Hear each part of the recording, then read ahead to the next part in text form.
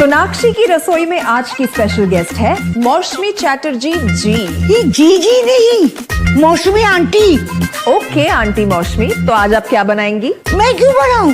मैं तो गेस्ट हूँ, आप बनाओ हम खाएंगे। एक्टिंग में तो हिट हो, अब खाना बनाओ सुपर हिट। ठाट से बनाऊंगी खाना, है ना द बेस्ट एवरीडे मसाला। आओ बनाते हैं मसालेदार छोले। छोले हर रोज के करी में एवरीडे मसाले, शाही बिरयानी में स्वाद का जायका। পটল পোস্ত আর সর্ষে ইলিশ ভাপা।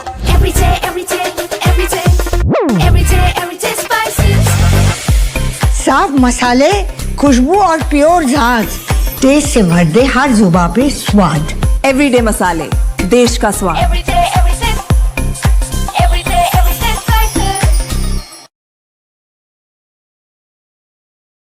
तो नमस्कार, कर्नल अजय शिवाजी एस्ट्रोमनी गुरु first global astro finance digital channel से आपसे मुखातिब होता हूं। आज 3 जनवरी सन 2025 शनिवार। दोस्तों, आज के एपिसोड में हम चर्चा करने वाले हैं अंतर्राष्ट्रीय बाजारों में कॉटन के दाम सप्ताह में चौथे सत्र लगातार गिरे, जबकि भारतीय स्पॉट यानी हाजिर बाजार में कॉटन की दाम मजबूती से बने रहे। दोस्तों, ये विरोधाभास बहुत महत्वपूर्ण है, इसको हमें समझना आवश्यक होगा। आप जिनर हैं, स्पिनर हैं या फिर टेक्सटाइल वीवर हैं, ये सभी जानकारियां आपके लिए फ़ायदेमंद रह सकती हैं। दोस्तों, कॉटन यानी सफ़ेद सोना, चाहे साल 2020-21 हो, 21-22 हो, 23-24 हो, 24-25 हो और अब 25-26, कॉटन मार्केट पे तमाम अपडेट हमने आपको देने का प्रयास किया है। चाहे वो कॉटन सीड हो, कॉटन सीड ऑयल केक हो, कपासिया खल, बिनोला, सूत यानी यान और कॉटन के उतार चढ़ाव की सटीक विश्लेषण आज आपके अपने चैनल की पहचान है। दोस्तों, बादल देख के बरसात की बात अक्सर हर कोई करता है, लेकिन याद रखिएगा, बादल आने से बरसात हमेशा नहीं होती। और यही वजह है कि बड़े चक्रवात, बड़ी सुनामी अचानक से देखने को मिलती है और वो तबाह कर देती है। और वही हाल कपास में 2021-22 में देखने को मिला था। एक तरफ कॉटन का प्रोडक्शन 15% अधिक था और 100 में से 100% लोग, market experts, media, electronic print और व्यापारी, ब्रोकर्स, जिनर्स, टेक्सटाइल और मिल ऑनर्स सभी मंदी की धारणा दे रहे थे। उस वक्त हमने आपको बिल्कुल उलट प्रेडिक्शन एनालिसिस विश्लेषण दिया था कि तेजी की उम्मीद है। और 45-48 हजार रुपए कैंडी के दाम 1,10,000 रुपए हुए थे। और जब 1,10,000 की कैंडी के भाव पर भारतीय इंपोर्टर्स ने जबरदस्त कॉटन की आयात किया, उस वक्त हमने कहा था ये गलत डिसीजन है। और उसके बाद दाम 65,000 तक गिर गए थे। यानी पहले तो तेजी में मरे और उसके बाद फिर मंदी में मरे, और अधिकतर कॉटन इंपोर्टर्स उसमें डिफॉल्ट हुए थे। उम्मीद है आपको याद होगा।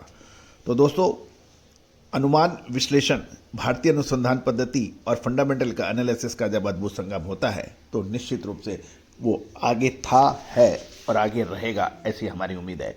जानिए विश्लेषण विस्तार से। दोस्तों, खबर निकल के आ रही है कि छुट्टियों के दौरान सुस्त कारोबार के बीच अंतर्राष्ट्रीय कपास वायदे में लगातार चौथे दिन गिरावट देखने को मिली। अंतर्राष्ट्रीय बाजारों में आइस कॉटन में कीमतों में गिरावट का सिलसिला जारी है और शुक्रवार यानी कल चौथे ट्रेडिंग सेशन में कीमतों में कमी यानी कटौती देखी गई। मार्च 2026 कॉन्ट्रैक्ट 64.01 सेंट प्रति पाउंड पे बंद हुआ, जो पिछले दिन के मुकाबले 0.40% कम है। दोस्तों, कुछ प्रमुख कारण ये माने जा रहे हैं कि एक तो डॉलर में मजबूती रही है, इससे अमेरिकी डॉलर इंडेक्स बढ़कर 98.170 पर पहुंचा, जिससे मजबूत डॉलर के कारण विदेशी खरीदारों के लिए अमेरिकी कपास महंगी हो गई, जिससे निर्यात मांग पर असर पड़ा। दूसरा, कच्चे तेल में नरमी देखी गई। कच्चे तेल की कीमत गिरकर 57.32 प्रति बैरल पे आ गई, जिसके कारण सिंथेटिक फाइबर पॉलिस्टर सस्ता हो गया, जो कि प्राकृतिक यानी नेचुरल फाइबर यानी कपास की मांग को कम कर रहा है। तीसरा महत्वपूर्ण कारण ये भी रहा कि नए साल की छुट्टियों के कारण कमोडिटी बाजार में लिक्विडिटी यानी तरलता की कमी रही और वॉल्यूम भी सीमित रहा, जिससे कीमतों पे और दबाव बन गया। तो दोस्तों, ये थे कुछ प्रमुख कारण जिसके वजह से अंतर्राष्ट्रीय बाजारों में कपास के दाम गिरे। दोस्तों, भारतीय कपास बाजार पे इसका सीधा प्रभाव अभी देखने को नहीं मिला, क्योंकि केंद्र सरकार ने कपास पर जो 11% इंपोर्ट ड्यूटी थी उसको लेके कड़े रुख अपनाए और उसको 31 दिसंबर को समाप्त कर दिया, जिससे ग्लोबल मार्केट में कीमतों में गिरावट से भारतीय निर्यात प्रतिस्पर्धा नहीं कर पा रहा था। दूसरी ओर भारत के अंदर मिनिमम सपोर्ट प्राइस से सहारा मिल रहा है और वर्तमान में भारत के कपास के दाम न्यूनतम समर्थन मूल्य के आसपास घूम रहे हैं। सरकार ने 2025-26 के लिए मीडियम स्टेपल कपास का एमएसपी 7,710 और लंबे स्टेपल का दाम 8,110 रुपये प्रति क्विंटल तय किया हुआ है। मंडियों में आवक जनवरी का महीना अक्सर दिसंबर और जनवरी का महीना पीक सीजन माना जाता है और मंडियों में अधिक माल आने के और अंतर्राष्ट्रीय बाजारों के खराब संकेतों के कारण भावों के अंदर करेक्शन की उम्मीद कुछ लोग लगा रहे हैं। दोस्तों, एक और महत्वपूर्ण चर्चा हम आपसे कर रहे हैं। भारतीय कपास बाजार में मजबूती का कारण सीसीआई यानी कॉटन कॉरपोरेशन ऑफ इंडिया की एग्रेसिव बाइंग है। इस साल भारी मात्रा में न्यूनतम समर्थन मूल्य पर सीसीआई कपास की खरीदारी कर रहा है, जबकि सरकारी एजेंसियों में बड़ी मात्रा में स्टॉक खरीद लेती है तो खुले बाजारों में मिलर्स के पास कपास की अवेलेबिलिटी कम हो जाती है, जिससे हाजिर बाजार में स्पॉट प्राइस को सहारा मिलता है। दूसरी ओर किसान भी पिछले लगातार 1 से 1.5 महीने में तेजी की वजह से अपना माल रोक कर चल रहे हैं। उनको लग रहा है कि माल रोक के बेचने में ही अधिक फायदा है। तीसरा, भारतीय स्पिनिंग मिल्स की डिमांड मजबूत बताई जा रही है कि अंतर्राष्ट्रीय स्तर पर मांग भले ही सुस्त हो, लेकिन भारतीय घरेलू टेक्सटाइल उद्योगों की मांग स्थिर बनी हुई है, क्योंकि अंतर्राष्ट्रीय कपास के आयात में लॉजिस्टिक और समय लगता है। इसलिए भारतीय मिलें स्थानीय हाजिर बाजार से तुरंत खरीदारी को प्राथमिकता दे रही है। अब अंतर्राष्ट्रीय बाजारों की देखें तो सप्लाई, क्योंकि ब्राजील और अमेरिका में कॉटन की बम्पर फसल बताई जा रही है, जबकि भारत में कपास का उत्पादन में मामूली कटौती या कमी है। ग्लोबल मंदी की वजह से अंतर्राष्ट्रीय बाजारों में जल्दी माल निकालने की होड़ है, जबकि भारत में अभी स्पिनिंग मिलों की डिमांड देखी जा रही है।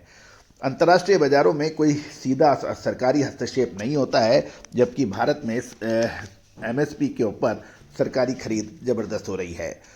मजबूत डॉलर से निर्यात घट रहा है इंटरनेशनल मार्केट में, जबकि रुपया और स्थानीय नीतियों के कारण कीमतें स्थिर देखी जा रही है। कॉटन कॉरपोरेशन ऑफ इंडिया ने दिसंबर के अंदर लगभग 50 लाख बेल्स की कपास की खरीदारी पूरी कर ली है और किसानों को मिनिमम सपोर्ट प्राइस के माध्यम से 18,238 करोड़ का भुगतान सीधे उनके अकाउंट में किया जा चुका है। दोस्तों, आगे क्या होगा इसकी संभावना है और विशेष अग्रिम रिसर्च रिपोर्ट के लिए संपर्क कर सकते हैं।